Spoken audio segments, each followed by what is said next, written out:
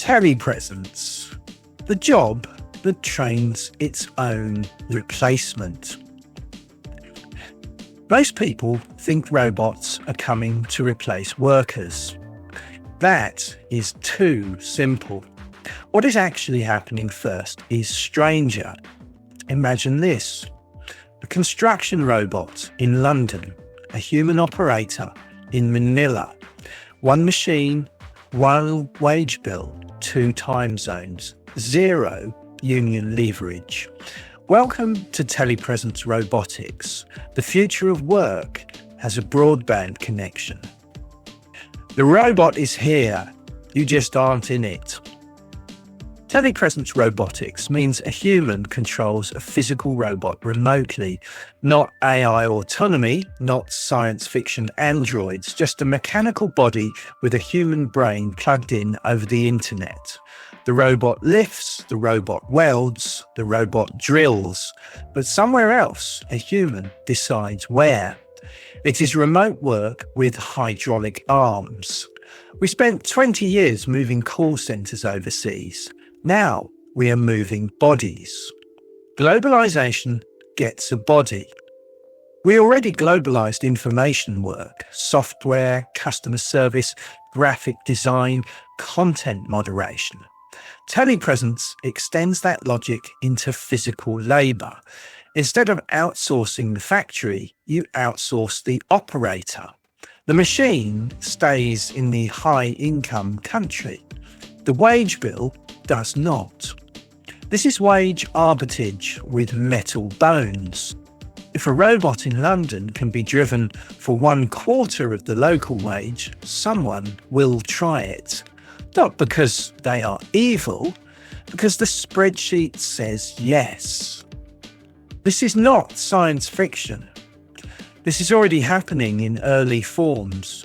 Remote mining vehicles, teleoperated drones, warehouse systems with human supervision, surgical robots controlled at a distance.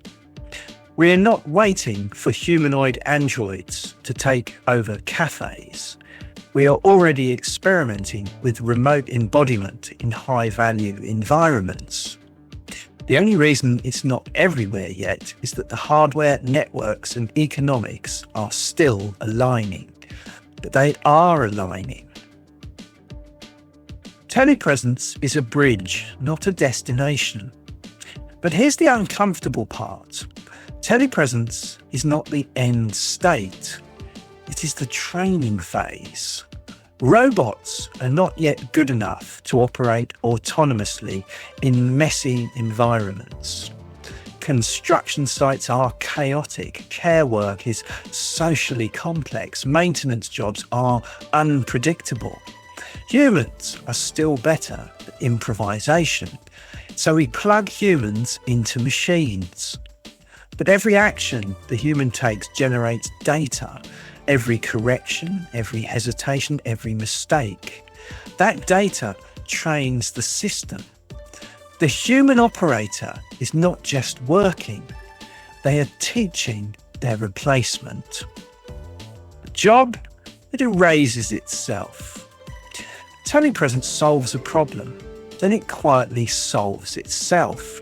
At first, human controls machine, then human assists machine, then human supervises machine, then machine operates, human only intervenes when things break, then machine operates, nobody intervenes.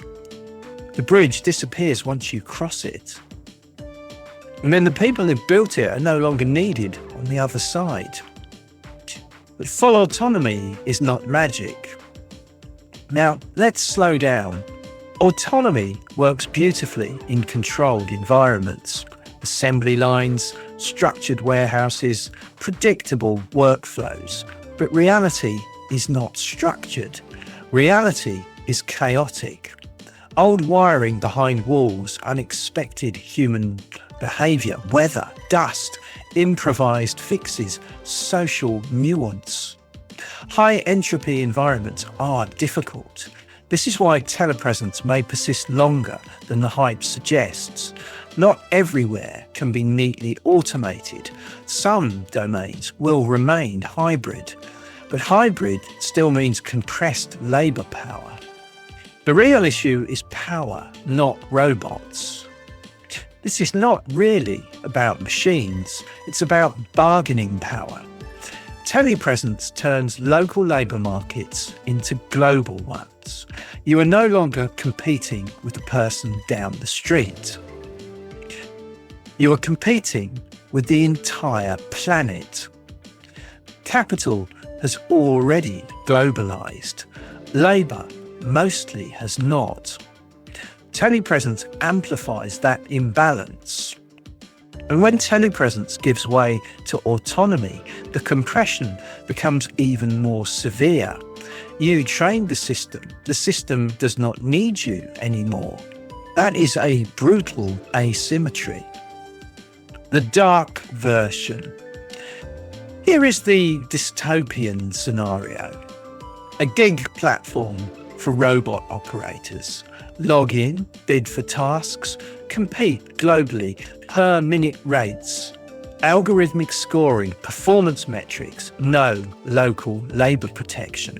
Ride sharing with excavators. A marketplace for physical work detached from physical presence. A race to the bottom, but in HD with haptic gloves. The less dark version. Now, the counterpoint. Telepresence could allow disabled workers to participate in industries previously closed to them. It could reduce migrant exploitation by removing the need to physically relocate. It could make dangerous work safer. It could allow people to work across time zones flexibly. The technology itself is not moral. The ownership model is. Who owns the robots? Who sets the rates? Who writes the contracts? That determines whether this becomes empowerment or extraction. Automation is a gradient. One more important correction.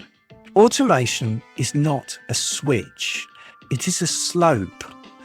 Assistive tools, human in the loop, partial autonomy, supervisory roles, exception handling, full autonomy in narrow domains. The human does not disappear overnight. They become less central over time, from operator to supervisor to fallback to memory. So what happens while we are still needed? This is the real question. In the translation phase, humans are necessary but progressively less essential. That is the most vulnerable position. You are required but temporary. You are critical but replaceable. And the political economic fight happens here, not when the robots are fully autonomous, but when humans are still in the loop. Because that is when leverage still exists. The future of global labour. Telepresence robotics is the physical extension of remote work. It untethers labour from geography. It compresses wages across borders. It may increase safety. It may increase opportunity. It will certainly increase competition. And it may accelerate its own obsolescence. The machine in London, the operator in Manila, the data flowing between them. The real story is not whether robots replace workers. It is whether workers can organise at a global scale as effectively as capital already has. Because the robot does not negotiate. The spreadsheet does not hesitate, and the bridge does not care who it leaves behind.